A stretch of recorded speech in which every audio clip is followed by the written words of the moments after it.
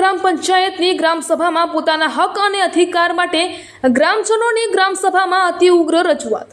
સુરત જિલ્લાના મહુવા તાલુકામાં મહુવા જૂથ ગ્રામ પંચાયતના તારીખ 24/7/2024ના રોજની ગ્રામસભાનું આયોજન સવારે 11 કલાકે પંચાયત ઓફિસ પર થયું। ગ્રામસભા દરમિયાન ગ્રામ લોકોનો તલાટી પંચાયત દ્વારા મહુવા ગ્રામજનોના પ્રશ્નોનો ઉકેલ ન આવતા આજરોજ ખૂબ ઉગ્ર રજૂઆત કરવામાં આવી અને ગ્રામસભામાં ગરમાગરમીનું વાતાવરણના દ્રશ્યો સર્જાયા હતા।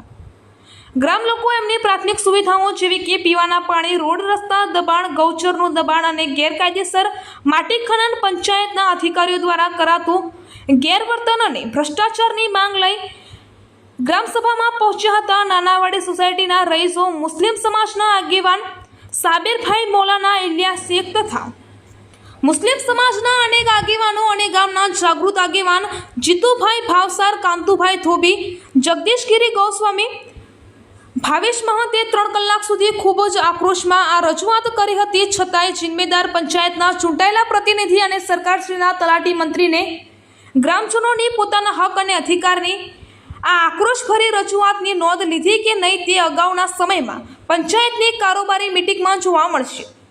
રિપોર્ટર રાશિદ ખાન, પઠાણ, મહુવા।